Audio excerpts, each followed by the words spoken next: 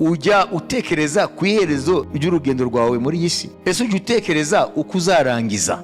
Ngo umupfapfa niwe yibwira muri we ngo nta Mana iriho. Umunyabwenge imbere y'Imana ntabwo ari umuntu abaho gutyo urupfu rukamutungura. Umunyabwenge aba mu mirimo akora, aba mu bintu arimo, ariko azirikana igihe cyose gutekereza ku iherezo rye. Gira umwete wo kunyura mu irembo rifunganye. Haleluya! Gira umwete wo kunyura mu irembo rifunganye, kuko ibihe biri imbere ingorane zizaba urusobe nimba nditinze kuvuga aho bizakugora kurinyuramo, cyangwa nizamuka ry'itoro ribaye ubuntu bw'Imana buzava mu isi. Ngo bazatangira gukomanga ariko ubuntu buzaba butagihari. Ariko uyu munsi ubuntu bw'Imana buracyagukurikira, buracyakwinginga. Gira umwete wo kunyura mu irembo rifunganye. Ukwiye kureba muri wowe ni iki kintu ukwiye kwikura cyatuma utazabona ubugingo. Reka twumve ijambo ry'Imana uyu munsi ugira gatatu wo gusenga no kuyiriza dushaka mu maso y'Imana. Badushira ariya umutwe uno munsi. Ujya utekereza ku iherezo ryawe? Question mark. Havuze ngo ujya? Iki ni ikibazo cyawe. Ujya utekereza ku iherezo ryawe? Dusome Petero wa mbere ibice 4 17 19. Kuko igihe kigiye gusohora urubanza rukazabanziriza mu b'inzu y'Imana. Ariko se niba rubanziriza kuri twe, iherezo ry'abatumvira ubutumwa bwiza bw'Imana rizamera rite? Kandi niba biruhije ko abakiranutsi bakizwa, utubaha Imana n'umunyabyaha bazaba he? Nuko rero abababazwa nk'uko Imana ibishaka nibabitse uwo muremyi wo kwizerwa ubugingo bwabo, bagumye bakore neza. Amen. Amen. Kuko igihe kigiye gusohora urubanza rukazabanziriza mu b'inzu y'Imana. Okay, turagenda buhoro buhoro. Ngo urubanza ruzabanzira he? Inzu y'Imana n'itorero. Mbere yuko Imana ikira urubanza abanyabyaha batakiriye ubuntu bwa Kristo, izabanza mu nzu yayo. Nimba uri mu nzu y'Imana, ni wowe urubanza rw'Imana ruzabanziriza, mbere yuko rufata bari abasinzi n'abasambanyi n'abajura n'abicanyi n'abanyabinyoma bose. Ruzabanza kuri wowe witwa kuri mu nzu y'Imana. Ryari? Kadusome Abakorinto wa 2:5 umurongo wa 10. Kuko twese dukwiriye kuzagaragarizwa imbere y'intebe y'imanza ya Kristo, kugira ngo umuntu wese ahabwe ibikwiriye ibyo yakoze akiri mu mubiri, ari ibyiza cyangwa ibibi. Amen. Twese amen. Amen. Paulo yivanyemo twese. Ubwo rero aravuga abo mu nzu y'Imana ngo nituzabura kugaragarizwa hehe? Imbere y'intebe y'imanza ya Kristo. Ntiwumva se? Ibyo Petero yavuze ni ibi. Mbere yuko Imana ica imanza z'abanyabyaha, izabanza ica imanza z'abo mu nzu yayo. Kugira ngo ngufashe chronologiquement nkubwire mu mateka y'umugambi w'Imana ni ryari, kugira ngo ntibigume mu kirere. Imana ivuze muri kano kanya, murabyiza kwizavuga? Murabyizera? Nibaga babyizera. Imana ishimwe cyane. Yesu abaho umugisha. Imana ivuze muri kano kanya, ntabwo twita tugenda gusa hariya mu munsi mukuru ukomeye. Step ya mbere tumaze kuzamuka, amen, tuzahita tugenda tubanze tunyura imbere y'intebe y'urubanza ya Kristo. Bibiliya avuga ngo ntabwo tuzanyura imbere y'iyo ntebe y'urubanza rwa Kristo kandi twaramwakiriye, kandi twarasanzwe twiteguye twejejwe, kandi impanda yaravuze tukazamuka ngo tuyinyureho, hanyuma hagira utsindwa n'urubanza ngo ajugunye mu rutazima.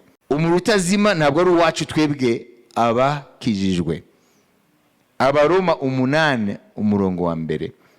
Nuko rero abari muri Kristo Yesu nta rubanza ruzabatsinda. Mwabibise? None se iyo rubanza, iyo ntebe y'urubanza ni iki? ni ukugira ngo igihe cyose twari muri umubiri dukorera Imana, imirimo ya buri muntu wese igaragare, izagaragazwa n'umuriro, kugira ngo umuntu wese agororerwe bikurikije uko yakoreye umwami we, uko ya mataranto yayakoresheje, uko ishyaka ry'Imana ye ryari rimeze muri we. Ni ukuvuga ngo ni urubanza rwo kugororera abera. None Petero avuga ngo nimba urubanza ruzatangira mu nzu y'Imana mbere yuko abanyabyaha bacigwa imanza, none iherezo ry'umunyabyaha, iherezo ry'umuntu atumvira ubutumwa bwiza ntiyubaha Imana rizaba irihe? Uwo muntu azaboneka he? Petero ariwe arakompara abantu babiri, uwo mu nzu y'Imana n'uri hanze y'inzu y'Imana. Ariko ngo urubanza ruzahera mu nzu y'Imana. Ariko hari ikindi nacyo dukwiye kumenya mbere yuko tunagera kuri ya ntebe y'urubanza ya Kristo, tukaba tukiri muri isi yacu. Imana ishimwe. Hari igihe Imana izinjira en jugement nabo mu itorero ryayo mbere yuko ibazamura. Mwabyumvise?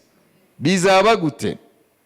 Ni ukuvuga ngo Imana mu buryo twebwe tutazi, Imana izaha sanctification yihuse, kwezwa, amen, no gutunganywa mbere yuko izamura abera ikurikije ishaka umuntu afite kubw'izina ry'umwami. Muzabona abantu benshi bagira ishaka ryinshi cyane ridasanzwe, hanyuma abantu nibatahura ibyo ari byo, nayo Imana irabaprepara kugira ngo ibazamure.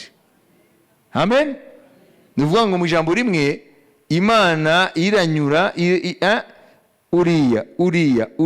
uriya afite ishaka ry'izina ryanjye. Amen. Afite ishaka ry'ubwami bwanjye, afite ishaka ry'inzu yanjye. Imana izaktiva, haleluya, processus y'umwuka wera kugira ngo n'utwaye dusigaye dutunganywe, kugira ngo Imana izishire itorero ridafite inenge, ridafite dusembwa. Haleluya. Kugira ngo kuri wa munsi hazabe gusa kunyura imbere y'intebe ya Kristo, noneho tugororerwa. Yaba mu gihe impanda iri hafi kuvuga tukabona ega birashoboka ko n'aya masengesho Imana yadushizemo kugira ngo atangire, nayo ashobora kuba ari muri iyo nzira yo kweza abana b'Imana, kugira ngo abafite ishaka ry'Imana bagaragare, hanyuma Imana iyatungunye ya active sanctification ibeze, kubera ko igira ibishire, bakwiye kuba badafite inenge. Amen. Badafite ibizinga. Haleluya. Kugira ngo habe n'iryo tandukanirizo hagati y'abantu koko bamukunda n'abandi bafite izina gusa ryo kwitwa abakristo kandi atari abigishwa abakristo, ngo twabibonye ejo. Ariko ikintu nyamukuru mwumvise yuko urubanza rw'Imana ruzahera mu nzu y'Imana. Nubwo twebwe abakijijwe nta rubanza ruzadutsinda, kuko urubanza rw'ibyaha Yesu yaratuburaniye, yararutsinze. Yesu yaradutsindira urubanza rw'ibyaha. Amen. Ariko rero hari urubanza rw'ukuntu twakoresheje bwa buntu. Ese bwa buntu bwabukoresheje gute? Umwuka wera azatuzana mu rubanza, atuzamura dushigeze imbere ya Kristo. Kristo rero tujyane nawe, hanyuma uwari umukiza wacu, amen, tuhite tumubona mu kanya gato agiye ku ntebe, yagiye kwambara amatoje, ya myenda y'abashya amazi. None se ko twari kumwe, twebwe turabageni nawe n'umugwe, none byageze gute? Gahunda ni kwemeza. Ariko igihe ntabwo azaba afite igitsure nuko azakigira imbere y'abanyabyaha. Nuko gusa Imana ntabwo, umviriza, biravuga ngo Dieu n'est point injuste. Imana ntabwo ikiranirwa ngo yibagirwe urukundo mwakunze izina ryayo bigatuma mumukorera. Ibyo nabyo biri mu Baheburayo, Imana ishimwe, 6:10. Kuko Imana idakiranirwa ngo yibagirwe imirimo yanyu n'urukundo mwerekanye ko mukunda izina ryayo, kuko mwakoreraga bera nanone mukaba mukibakorera. Amen. ngo Imana imeze gute? Ibagirwa. Nikiranirwe igiye gute? Yibagirwa imirimo. Niho basi. Ni ukuvuga ngo rero tuzanyura imbere y'intebe y'urubanza ya Kristo kugira ngo umuntu wese ibikorwa bye binyure imbere y'abantu bose kugira ngo agororerwe ibikwiranye n'ibyo yakoze.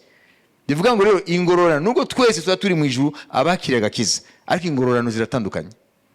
Tuzagororerwa mu buryo butandukanye. Imbuzi rero ya nyuma rero, Abakorinto wa 2:6. Ibyo se muzajye mubyibuka. Kandi ubwo dukorana nayo turabinginga kugira ngo mudaherwa ubuntu bw'Imana gupfa ubusa. Amen. Niwumva se ngo nimuhebwe ubuntu bw'Imana gupfa ubusa. Ni ukuvuga ngo rero ntabwo ukwiye kwikontanta gusanga urakijijwe. Ntuzavuge gusanga urakijijwe ngo urasenga urajya ngo ubuntu bw'Imana ngo yakugiriye ngo ntuzareke bugupfana ubusa. Ninde umuntu ubuntu bw'Imana yakiriye bukamupfana ubusa? Ni umuntu yabwakiriye ntiyagire icyo bumubwira, ntiyagire icyo babukorera. Twarababariwe ntacyo dukoze cy'umurimo wo gukiranuka. Imana itubabarira ku buntu gusa, kubera ko ibyari kudujyana igehinomu Yesu yarabyikoreye ku musaraba. Ariko rero aduha ubuntu rero, ariko ubwo buntu ngo turebe neza niba udupfira ubusa. Tukwiye kububyaza umusaruro mu kugira gute? Mu kumukorera. Iyo tumukorera tuba turiho tureka Imana yuko bwa buntu turabushima. Nous sommes reconnaissants. Imana ihabwa icyubahiro. Tukari kuri Petero wa mbere 4:17-19. Kuko igihe gisohoye, igihe kigiye gusohora, urubanza rukazabanziriza mu b'inzu y'Imana. Ariko se niba rubanziriza kuri twe, iherezo ry'abatumvira ubutumwa bwiza bw'Imana rizamera rite? Kandi niba biruhije ko abakiranutsi bakizwa, utubaha Imana n'umunyabyaha bazaba he? Nuko rero abababazwa nk'uko Imana ibishaka nibabitse uwo muremyi wo kwizerwa ubugingo bwabo, bagumye bakore neza. Amen. Amen. Murumva hariya ku murongo wa 16, et si le juste se sauve avec peine. Ni ukuvuga ngo rero murabona hano rero bita bikubita hasi babandi bavuga ngo twarakiriye ubuntu nta bindi twidibamire, twicariye hariya twagiriye ubuntu. Tumaze kumva mbere ngo nimukareke ubuntu mwagiriwe bupfe ubusa. None Petero rero arongereye aravuga ngo nimba umukiranutsi akizwe bimeze gute? Biruhije. Mwebwe iyo mureba intambara yo mu mwuka mukareba nk'ibyo twize ejo kuba umwigishwa wa Yesu, mumva byoroshye? Ntabwo byoroshye. Gukiranuka muri iyi si y'umwijima ntabwo byoroshye. Nuvuga ngo igihe cyose tutaragera mu ijuru gukiranuka n'urugamba. Nuvuga ngo umukiranutsi ngo ubwe akizwa biruhanije, agirirwa ubuntu yego ntacyo arakora, ariko ngo azagume muri ubu buntu kugeza ku iherezo ni intambara. Ngo se noneho nimba abagiriwe ubuntu abakijijwe barwana intambara itoroshye kugira ngo bakiranuke kugeza ku iherezo, ngo noneho babandi batanarwana na gato intambara yo gukiranuka b'abanyabyaha, ngo iherezo ryabo ni irihe? Si le juste sauve avec peine. Ngo noneho l'impie utubaha Imana utumvira ubutumwa bwiza we aza ibye bimeze biti? Iherezo rye rimeze gute? Kuko turiho turavuga iherezo, buri muntu wese afite iherezo. None ntabwo dufite abantu twatangiranye mu gakiza bakaba uno munsi barashoje urugendo. Ntabwo muzi se? Ndavuga wowe kuva wakijijwe niba umaze umwaka umwe imyaka 2-3, nta muntu uzi se yatangira urugendo nawe ariko yararushoje? Nawe ufite iherezo ryawe, n'uyu afite irye. Iherezo tuvuga hano ni irihe?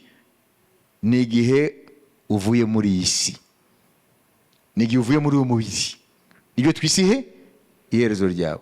Ariko ntabwo ari iherezo, kuko nyuma y'ubuzima hari ubundi. Twe turavuga ku iherezo ry'urugendo rwaha muri iyi si.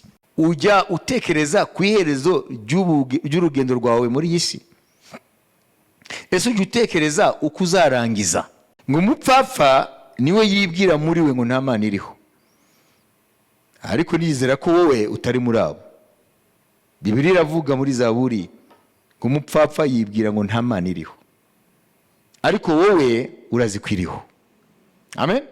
Birenze ibyo urazi n'icyo yakoze. Haleluya.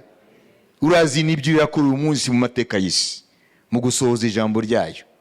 None hano ikibazo kiraza, ujya utekereza igihe uzava mu mubiri, kubera ko umaze kumenya yuko iwawe wa twese hariya ni iwabo wa twese w'imibiri.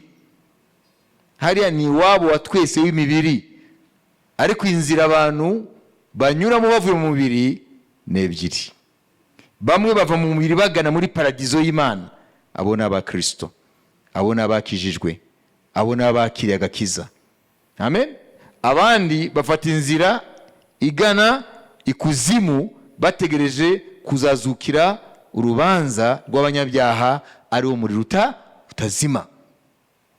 Hano rero turavuga kuva mu mubiri kwawe. Ujya ubitekereza cyangwa uraza ko bizaza gusa par accident, ati bizaza igihe bizashakira k'Imana yangeneye bizaza.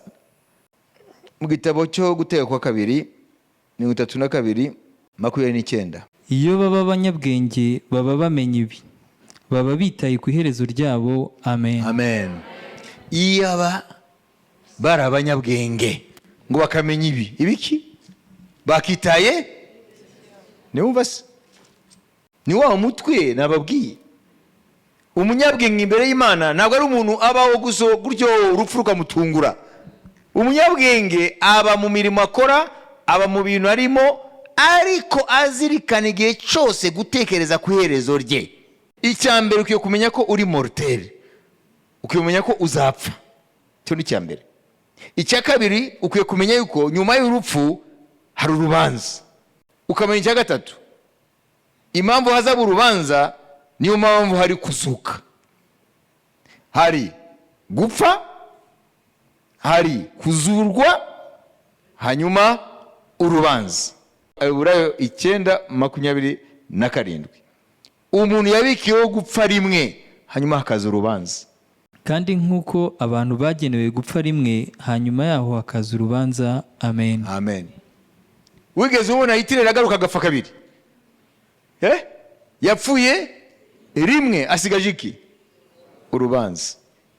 None nimba mu buzima bwawe utita kuri ibyo bintu, Imana yavuze ngo nta bwenge ugira. Ngo umunyabwenge yakamenya ibi, yakwita ku iherezo rye. Imbere y'Imana umunyabwenge akwiye kwita ku iherezo rye. Kuko ni ibintu bibabaje kubona ubaho imyaka 40, 50 cyangwa 100, hanyuma ukazatangira iteka ryose ry'amarira. Niyo mpamvu Imana ivuga ngo iyaba bari abanyabwenge bakitaye kuri ibi. Amen. Bakamenya ibi, bari kwita ku iherezo ryabo. Ujye ugibazaho, kuko hari imbaraga z'umwijima ku isi zitwikira ubwonko bw'abantu ngo bayeho nk'uko ari imisozi itazava ku isi. Abantu babaho nk'uko urupfu rutabaho, rutwara abandi, we ntabwo ruzamugeraho. Ariko imbere y'Imana ngo umunyabwenge ajya yita ku iherezo rye, kuko hari amasomo amuzengurutse buri munsi. Ajya ahura n'abagiye gushingura. Nujya ku bitaro hari ahantu hitwa morgue, hari abantu bari bameze nkawe bari hariya imibiri yabo. Nujya guherekeza umuntu wapfuye runaka, uzi hari iwabo wa twese w'imibiri. Hari abantu bafite imyaka yawe cyangwa munsi yawe, bararangije urugendo. Rero ngo umunyabwenge yita ku iherezo rye, akwiye kumenya yuko il est mortel, nupfa. Abanyamubiri bose bazapfa, umunsi afite umunsi we. Hanyuma akamenya, agashakisha ko nzapfa se, ibindi bikurikira n'ibihe. Iyo ubaje kwibaza ibyo, Imana ibona yuko uri en recherche, ibona yuko uri mu nzira yo gushakisha kumenya ukuri. Imana izakugeza mu kuri, izakubwira ko nyuma y'urupfu hazakurikira izuka. Abakiranutsi bazazuka n'abanyabyaha bazazuka. hanyuma inyuma y'izuka hazaba urubanza. Ku bakiranutsi bazahagarara imbere y'intebe ya Kristo kugira ngo bagororerwe bikurikiye ishyaka n'umurava icyo bakoresheje bwa buntu. Ku banyabyaha bazazukira gucirwaho urubanza bikwiranye n'ibyaha bakoze, hanyuma bajugunywe mu rutazima, ngo niho hazaba kurira no guhekenya amenyo iteka ryose. Reka tubisome. Luka 13:22-30. Ari umuntu umwe we baramubwira ukuntu akwiye kwakira agakiza. Umwami ariho aravuga ubutumwa kugira ngo abantu bakire agakiza, we nimumva aho yibereye, nawe yari mu materaniro. Umwami aravuga iby'agakiza, aravuga iby'urubanza rw'imperuka, aravuga byinshi ku byerekeye ubwami bw'Imana. Kumva uriya muntu we yibereye ahandi. Dore ikibazo yagiye kubaza. Ajya mu midugudu n'ibirorero yigisha ari mu nzira ajya i Yerusalemu. Umuntu aramubaza ati, databuja, mbese abakizwa ni bake? Ese cyari ikibazo cye. Ninde yamugize ubara abakizwa? Wari umurimo we? Nimubere cy'umwami yamushubije. Nawe aramusubiza ati, mugire umwete wo kunyura mu irembo rifunganye, ndababwira yuko benshi bazashaka kurinyuramo ntibabibashe. Amen. Wala, uko niko yamushubije. Ati ikibazo cyo kumenya nimba abakizwa ari benshi cyangwa ari bake, ngo ahubwo wowe gira umwete wo kunyura mu irembo rifunganye, kuko hari igihe abantu bazabyifuza ntibabibashe. Nanjye ndavuga uyu munsi mu izina ry'umwami Yesu, gira umwete wo kunyura mu irembo rifunganye. Haleluya, haleluya. Gira umwete wo kunyura mu irembo rifunganye, kuko ibihe biri imbere ingorane zizaba urusobe nimba nditinze kuvuga aho bizakugora kurinyuramo, cyangwa nizamuka ry'itoro ribaye ubuntu bw'Imana buzava mu isi, ngo bazatangira gukomanga ariko ubuntu buzaba butagihari. Ariko uyu munsi ubuntu bw'Imana buracyagukurikira, buracyakwinginga. Gira umwete wo kunyura mu irembo rifunganye. Ntabwo ari umwanya wo kureba abakizwa n'abadakizwa. Hari abantu babwiga ubutumwa aho ngo bakize ubugingo bwabo, bagatangira kukubwira liste y'abarokore bitwara nabi. Ninde wababwiye? Niwe mushize abarokore. Ni wihane umuvandimwe, nyuma y'urupfu urubanza. Yesu yarahaje yikorera ibyaha byawe kugira ngo ukizwe, hanyuma wowe ukibaza yuko ari arakira koko. Hanyuma akaza kubwira, ariko se erega je nagakijijwe, ariko mfite mushiki wanjye kandi asengera iwanyu, ibyo ntabwo ifututse. Agatanga kukubwira ibyo bibazo bya mushiki we. Cyo nicyo kibazo cye. Uwo mushiki we hari umushinzwe arakurikirana ibye n'Umwuka Wera. Wowe bari bakubwira kiza ubugingo bwawe, nta numwe ukwiye kureba ibye, ni wikize. Ben uriya mugabo rero uriya muntu yabajije biriya bibazo none munsi birahari, aho kugira ngo umuntu arebe we ijambo ry'Imana riramubwira ajya kuri iby'abandi. Bariya byihorereye, icyo uzi ni kimwe, hari ugupfa no kuzuka n'urubanza. Ntabwo Imana izakubaza ibyuriya, Imana izakubaza ibyawe. Ibyuriya byihorere, Imana izakubaza ibyawe. Umugore ntazabazwa iby'umugabo, umugabo ntazabazwa iby'umugore, ababyeyi ntibazabaza iby'abana, abana ntibazabazwa iby'ababyeyi. Umuntu wese azaba afite lodi, azaba afite responsabilité y'ibyo yakoze imbere y'Imana. Kandi so muri Mariko 9:43-49.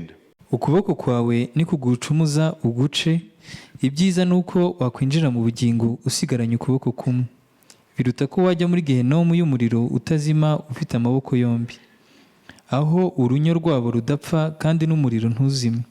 N'ikirenge cyawe nikigucumuza ugice, ibyiza nuko wakwinjira mu bugingo usigaranye ikirenge kimwe, biruta ko wajugunywa muri Gehinomu ufite ibirenge byombi, aho urunyo rwaho rudapfa kandi n'umuriro ntuzime. N'ijisho ryawe nirigucumuza urinogore, ibyiza nuko wakwinjira mu bwami bw'Imana usigaranye ijisho rimwe, biruta ko wajugunywa muri Gehinomu ufite amaso yombi, aho urunyo rwabo rudapfa kandi n'umuriro ntuzime. Kandi umuntu wese azasabwa n'umuriro nk'uko umunyu usaba ibyo kurya. Amen. Ubivuze arabizi ko ari byo. Ubivuze n'umwami n'Imana ubwayo, n'Imana ubwayo. Ukuboko kwawe ni kugucumuza. Ugibwire gute? Ntabwo avuga literalement uguce. Yesu yigishaga mu miga ntavuga ngo uce ukuboko. Aravuga ngo ikintu cyose nubwo cyaba kigufitiye inyungu, ukuboko se ni gufite umumaro. Wera umuntu afite ukuboko kumwe, ari ibintu twebwe dufite babiri dukora batabasha gukora, sibyo? Ngo ikintu cyose nubwo kiba kigufitiye umumaro gute, nubwo kiba kigufitiye inyungu gute, nimba ari cyo kizakubuza kwinjira mu bugingo buhoraho, kijugunye kure, itandukanye nacyo. Umwami Yesu aravuga ngo ibyakubera byiza nuko wakwinjira mu bugingo buhoraho, andi ndavuga mu ijuru. Amen. Ufite ukuboko kumwe aho kuzajugunywa muri Gehenomu. Ngo hameze gute muri Gehenomu? Aho urunyo rwaho rudapfa. Kandi n'umuriro ntuzime. Mumva hameze gute? Hari ahantu harakomeye, hateye ubwoba. Imana ntabwo ibeshya. Aho hantu Gehenomu harahari. Ngo wapfuma winjira mu ijuru ufite ukuboko kumwe aho kuzajugunywa muri Gehenomu ufite amaboko yombi. Ntabwo ari ukuboko Yesu aravuga. Areba ikintu cyose nubwo cyaba gifite inyungu mu maso yawe, nimba kigutandukanya n'Imana, ukwiye kukikura. Kuko byakubera byiza nuko winjira mu bugingo buhoraho, nuko winjira mu bwami bw'ijuru ufite ukuboko kumwe aho kuzinjira muri Gehenomu ufite amaboko abiri. Si ukuvuga ngo mu ijuru harimo abafite ukuboko kumwe, oya. Nuvuga ngo wapfuma witandukanya n'icyo kintu nuko kigufitiye inyungu, ariko ukazinjira mu bwami bw'ijuru, ukazabona ubugingo, ukazabona Imana rurema. Haleluya. Niba ukuguru kwawe, sibyo, ariko kuzakubuza kwinjira mu bugingo, ngo wapfuma uguca ukazinjira mu ijuru mu bugingo buhoraho ufite ukuguru kumwe, ibyo bita unijambiste. Unijambe, kuguru kumwe aho kuzinjira muri Gehenomu mu muriro utazima ufite amaguru yombi. Ni bya bisobanuro nyine. Wapfuma wikura buri kintu cyose muri iyi si mu gihe utarapfa, nubwo cyaba gufitiye umumaro, ariko kikaba kikwangisha, kiguteranya n'Imana. Ikintu cyose Imana yanga nubwo cyaba kigufitiye inyungu, ukwiye kukireka kugira ngo uzinjire mu bugingo. Niko Yesu avuga. Atanga urundi rugero muri inyigisho ye y'umigani, muri metaphore. Aravuga ngo nimba ijisho ryawe ari ryo rizatuma ujya muri Gehenomu, wapfuma urinogora ukarivanaho ukazinjira mu bugingo ufite ijisho rimwe aho kuzajya muri Gehenomu aho muri rutazima uri ufite amaso yombi. Iyo bivuga iki? Niba iri jisho ryawe ari ryo rituma ucumura ukarara kuri za porno,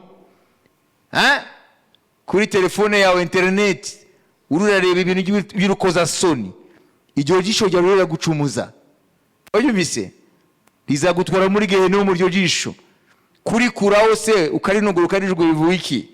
Bivuga ngo ikintu cyose gituma uwo mwanya uboneka, n'icyo kintu kiboneka gituma ureba ibintu Imana yanga bigucumuza. Bivuga ngo niyo phone ushatse wayireka igihe runaka ukinjira mu masengesho, Imana ikubature, ikuvanemo umudayimoni uko gasoni yagufashe.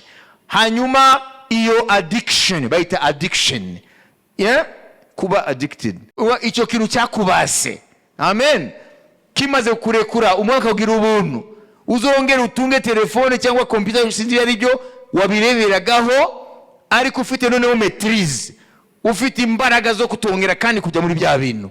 Icyo nicyo bivuga. Ukwiye kureba muri wowe niki kintu ukwiye kwikura cyatuma utazabona ubugingo. Ariho des relations bidon, abantu mucudika, ariko relation zanyu zikaba ari relation Imana yanga, nazo ukwiye ubwo busabane, sibyo? Ukwiye kubureka nimba bukujyana mu byaha, nimba Imana ibwanga, kuko ni ikintu cyose gituma kiguteranya n'Imana. Kuko ijambo ry'Imana rikikubuza, ukwiye kukireka icyo cyagusaba cyose kugira ngo ubone ubugingo. Imana ihabwa icyubahiro. Imana ihabwa icyubahiro. Nimba uriya nyiri kiriya kigo yaguhaye akazi cyangwa baguhaye akazi, ni umushefu wawe agashaka gukoresha ibyaha kugira ngo ukomeze ugume muri ako kazi cyangwa kuzamura ama promotion, ukwiye kuvuga uti aka kazi ni rya jisho, aka kazi ni kwa kuboko, aka kazi ni kwa kuguru. Amen. Nkwiye guca, nkwiye gukuraho kugira ngo ninjire mu bugingo. Icyo gihe kuvuga uti n'aka kazi nimba ari ngombwa ndakareka kubwa Yesu Kristo, sinzemera ko njyanwa mu byaha n'uyu yitwa ko umushefu wanjye kandi Imana ibyanga. Ibyo mvuga murabyumva? Amen. Nukora gutyo uza urajugunya uko kuboko kumwe, ukuguru kumwe, ijoro rimwe kugira ngo uzabone ubugingo. Kandi Imana yo mu ijuru izabona ko washeje icyubahiro, izaguha akazi karenze nako umushefu afite. Satana dukangira ubusa. Ikintu cyose turetse gukiranuka, Yesu aduha double nibirenze double, kuko ababizi ko wabikoreye we. Piga makofi kwa Bwana Yesu Kristo. Hallelujah. Mwumvise ukuboko kukivuga, kuguru, ijisho. Ni ikintu cyose kiguteranya n'Imana, nuko cyaba kigufitiye inyungu. Ijisho ridufitiye inyungu, ukuboko dufitiye inyungu, kugufitiye inyungu, sibyo? Ariko Yesu yakoresheje imigani ngo wapfuma winjira mu bugingo ufite ijisho rimwe, ufite ukuboko kumwe, kuguru kumwe, aho kugenda wuzuye ufite amaso yombi, amaguru abiri, amaboko abiri muri gehenomu, ngo aho inyuzi zitagira gute, zidapfa n'umuruta tazima. Bene data, Imana yaturinde. Nta kindi cyiza wakwifuriza umuntu kirenze icyo. Imana izakurinde. Kandi wumvise ko ari urugamba. Niyo mpamvu Petero yavuze ngo nimba umukiranutsi akizwa biruhanije. Numva ko biruhanije, kuko ibitugaragaza ni byinshi. Ega ndugu yangu, muri iyi si ibitugaragaza ni byinshi. Bamwe n'akazi kabagerageza, hari ibigaragazo ku kazi, abandi ni biki, abandi ni mu rugo, abandi ni mu bavandimwe, abandi ni mu iki, ni byinshi cyane. Geza rero kuri 30. Mugire umwete wo kunyura mu irembo rifunganye. Ndababwira yuko benshi bazashaka kurinyuramo ntibabibashe. Nyirinzu namara guhaguruka agakinga urugi, namwe mugatangira kurukomangaho muhagaze hanze muvuga muti, Mwami dukingurire. Azabasubiza ati, simbazi, sinzi naho muturutse. Nibwo muzavuga muti, kandi twariraga imbere yawe, tukanywera imbere yawe, ndetse ukigishiriza mu nzira z'iwacu. Ariko azababwira ati, sinzi aho muturutse. Nimwumve imbere mwa nkozi z'ibibi. Aho niho bazaririra bakahekenyera amenyo, mubonye Aburahamu na Isaka na Yakobo n'abahanuzi bose bibereye mu bwami bw'Imana, namwe mukaba mujugunywe hanze. Hazaza abava iburasirazuba n'iburengerazuba n'ikasikasi n'ikusi, bicare basangirire mu bwami bw'Imana. Kandi rero hariho ab'inyuma bamwe bazaba b'imbere, n'ab'imbere bamwe bazaba b'inyuma. Amen. Amashimwe ku Mwami Yesu Kristo. Yesu byose yarabirangije. Yarabivuze. Ibyadufasha kuzahunga gehenomu yarabiduhaye. Murumva ko kiriya kibazo cy'uriya mugabo cyangwa uriya muntu cyatumye Yesu avuga amagambo menshi y'ubwami. Aravuga ngo mugire umwete wo kunyura mu irembo rifunganye. Murubuke igihe yavuze amarembo abiri n'inzira ebyiri, yaravuze ngo inzira ni ebyiri. Inzira ntoya inyura mu irembo rifunganye, ngo ni bake bayibona kuko ijyana mu bugingo. Ariko inzira ngari inyura mu irembo rigari, ngo niho benshi bari, ariko amaherezo ijyana kurimbuka. None avuga ngo mu gihe mugifite uburyo, nimugire umwete wo kunyura mu irembo rifunganye. Mu ijambo rimwe, nimugire umwete wo gukiranuka, kuko ngo azabiha igihe ngo nyir'urugo nahaguruka agakinga. Amen. Haleluya. Nyir'urugo nahagurukaga agakinga, ngo muzatangira gukomanga, ngo mwami tugurure, tukingurire. Azabwira ngo mugende, sinigeze mbamenya. Nyir'urugo ninde hano? n'umwami Yesu azakinga iki? Azakinga urugi rw'ubuntu. Ubuntu niburangira abantu bazatangira rero gushaka gukizwa, gushaka gukiranuka bitagishobotse. Hanyuma arakomeza ngo bazatangira bavuge amagambo menshi, ngo twasangira imbere yawe, wigishaga muri quartier zacu. Mu jambo rimwe abantu bazatangira kuvuga ibintu bitandukanye. Twarateranaga, ntabwo nasigaga amateraniro, nakoraga ibi n'ibi, ngo ibyo ntabwo biza bigifite icyo bivuze. Hanyuma avuga amagambo niyo nshaka gusorezaho. Aravuga ngo bazava iburasirazuba. Abiteguye bazava iburasirazuba. Abatemeye ko ubuntu bw'Imana bagiriwe bapfana ubusa, bakoresheje amataranto neza, arizo mpano n'ibindi byose Imana yabahaye mu buzima, bakabikoresha mu gukiranuka, bagakoresha mu guhesha Imana icyubahiro, ngo benshi bazava iburasirazuba. Aho ni mu bihugu by'Ubushinwa hariya, muri za Japo hariya iburasirazuba. Bazava iburengerazuba, mu Burayi za Amerika na hehe, nubwo ari uburebure bwinshi ariko barahari. Bazava iburasirazuba, cyane cyane ko no muri ibinyejana bya kera ubukristo bugiye hari benshi bagakizwa bategereje izuka. Bazava iburengerazuba naho. Bazava n'ikusi, ni muri Afrika, hemisphère sud. Bazava ikusi, ni muri za Afrika haturi. Bazava no mu majyaruguru, mu bihugu by'Uburusiya hariya. Haleluya. Bazisanga mu bwami bw'Imana. Hari ijambo nakunze cyane bavuze hariya mu Kinyarwanda, Somalia ku murongo wa 29. Ntibavuze ngo hanyuma ngo bicare ngo amwe n'abahanuzi n'Aburahamu. Hari ijambo bakoresheje. Hazaza abava iburasirazuba n'iburengerazuba n'ikasikasi n'ikusi, bicare basangirire mu bwami bw'Imana. Hariya kuri 28 niho hari ijambo nshaka. Aho niho bazaririra bakahekenyera amenyo, mubonye Aburahamu na Isaka na Yakobo n'abahanuzi bose bibereye mu bwami bw'Imana. Bibereye. Iryo jambo narikunze cyane. Imana ihabwa icyubahiro. Amashimwe ku mwami Yesu Kristo. Bibereye. Amen. Bibereye mu bwami bw'Imana. Ni ukuvuga ngo barashitse. Baritaye ku iherezo ryabo. Barashitse ku byo baharaniye. Babishitsemo. Bararuhutse. Bari kumwe na Rurema. Nta kindi gitekerezo ngo wenda bazatsindwa, wenda Satani azagaba ikindi gitero simusiga kibakure mu Mana. Ibyo byararangiye. Ibyo byararangiye. Ibyo byararangiye. Ahubwo hasigaye gusa ko bahanagurwa amarira. Barize kubera ibigeragezo banyuzemo. Ariko tumvise ntabwo ari Aburahamu gusa n'abahanuzi, ngo natwe mu mbare zine z'isi tuzahaguruka mu mbaraga z'Umwuka Wera, mu kanya ko guhumbya, tubasange aho ngo aho bibereye. Nituhagera natwe tuhibere. Hallelujah. Hallelujah. You have to be there. Ukwiye kuhaba. Ni ngombwa. Ukwiye kuhaba. Tangira none muri aya masengesho. Amen. Ubifate nk'ihame. Hallelujah. Ngiye gutangira guca kwa kuguru. Ngiye gutangira guca kwa kuboko. Ngiye gutangira kunogora rya jisho. Kubera iki? Ngiye kuhibera. Hanyuma hamwe na Aburahamu na Isaka na Yakobo n'abahanuzi, ariko ikibirengeye. Hallelujah. Ikiruta byose muri ayo masura yose, muri ayo mashusho yo, abo bose baraho. Amen. Tous les visages ziraho.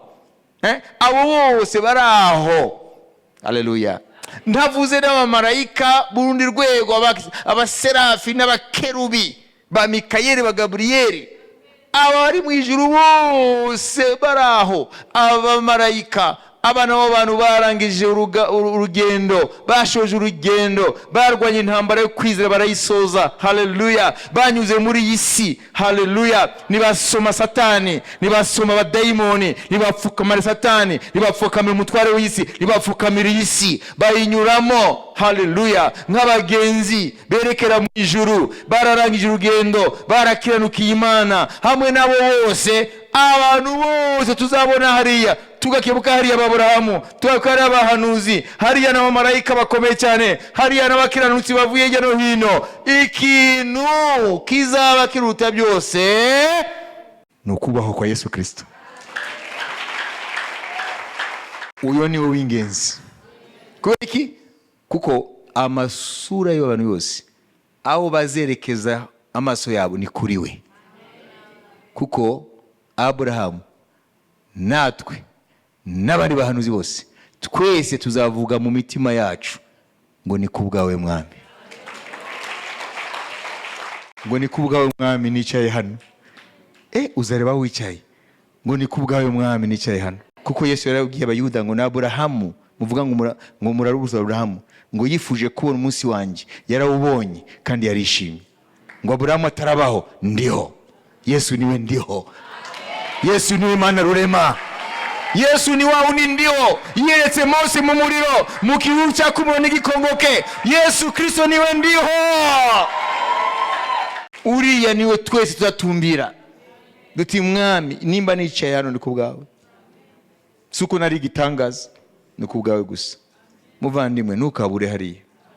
Iyi si ntibigushuke. Ibintu byose muri iyi si bifite umwanya wabyo, bizashira. Rero uyu munsi nashaka kukubwira, iyo urebye abantu muri iyi minsi bashukwa n'iby'isi, birababaje. Uku kuri twe turavuga hano ntago bakuzi. Iyo bapfuye bakumenyera ikuzimu, ntacyo bagihindure, nta kintu bakiramira. Ariko ni Yesu niyo tuzareba, hanyuma tumuramye. Niyo mpamvu byashe Yohana aravuga ati, numva abo mu ijuru bose bavuga ngo umwana w'intama watambwe akwishubahiro n'ikuzo. None muvandimwe, ni igiki muri isi cyagushuka kugeza ubura uwo munsi imboneka rimwe nawe uzagaragare muri ayo meza magari, tukikije umwami w'ubwiza Yesu Kristo. N'amafaranga n'ibyubahiro ni biki byakubuza guharanira iherezo ryiza? Tekereza kuri ibyo bintu biri kukubuza guharanira iherezo ryiza, ubisezerere uyu mugoroba. Tekereza kuri ibyo bintu bibera gushukashuka ngo bikubuze iherezo ryiza, kandi urupfu rushobora gutwara anytime. Nibyo bigushuka ukabivamo, kuko nta na kimwe uzajyana. Yobu yaravuze ngo navuye mu nda ya mama ntacyo mfite, nzasubira mu nda y'isi ntacyo njyanye. Ibyo bigushukashuka byo muri iyi si ngo ntabyo ufite, bigatuma ugenda mu nzira zitari zo ngo nawe ubigereho umere nk'abandi. Ibyo bintu umva koko bikwiriye kuzakubuza iherezo ryiza? Iherezo se kutazaribuza kuza, amaherezo rizaza, ritinde ritebuke rizaza, rizakuzaho. None se uzaba warungutse iki? Uyu munsi uve hano kuri iyi ntebe ufashe icyemezo cy'ibintu ukwiye guta kure yawe. Ari wa mugani Yesu yavuze, guca ukuboko, guca ukuguru, kunogora ijisho, nimba ari byo bikubuza kuzinjira mu bugingo. Ni ukuvuga ngo ni ukwitandukanya n'ibintu byose Imana yanga, kugira ngo unezeze Imana yawe, umucunguzi wawe, kuri wa munsi. Data, mu izina rya Yesu Kristo, ndakweretse abantu bose bumvise ubu butumwa n'abazabwumva, kugira ngo buri muntu wese umugirire ubuntu, umukangura umutima nama we, kugira ngo akanguke kwita ku iherezo rye, atunge umutima w'ubwenge, ngo umunyabwenge imbere yawe Mwami, ngo nuwita ku iherezo rye. Uyu munsi ibinyoma bya Satani Mwami bitsindwe mu buzima bw'abantu bazumva ubutumwa n'abari barabwumva, kugira ngo batangire kwita ku iherezo ryabo mu buzima barimo bugufi bwo muri iyi si, batangire kwita ku iherezo ryabo no kuritegura, kugira ngo kuri wa munsi nibazisange habi, ko tumaze kumva ko urupfu ntabwo ari iherezo. Nyuma yo gupfa k'umwana w'umuntu hari izuka, nyuma y'izuka hari urubanza. Urakoze mwami, ubutumwa ubuherekeze imbaraga zawe zibohora, zikiza, mu izina rya Kristo Yesu, amen. Ibyo nibyo umwami akwifuriza. Akwifuriza iherezo ryiza. Ntabwo yari kubivuga hariya ngo iyo baba abanyabwenge bakwitaye ku iherezo ryabo. Nuko Imana ibivuga yifuza ko abantu bose bagira iherezo ryiza. Rero nubisanga habi nyuma y'ubu buzima, bizaba bivuye kuri wowe. Ntabwo uzashira urubanza ku Mana, bizaba byaturutse kuri wowe, kuko uzaba warakunze iby'Imana yanga, ukanga iby'Imana ikunda. Kandi ntuzibaze ngo umuntu aribeshaho. Imana yibeshaho ibintu byose. Nureka biriya bintu ngo bifitiye inyungu kuko Imana ibyanga, Imana izaguha ibindi, ariko byo by'umugisha bije mu nzira nziza. Ubuntu bw'umwami wacu Yesu Kristo n'urukundo rw'Imana no gusabana n'Umwuka Wera bijyana twese, amen.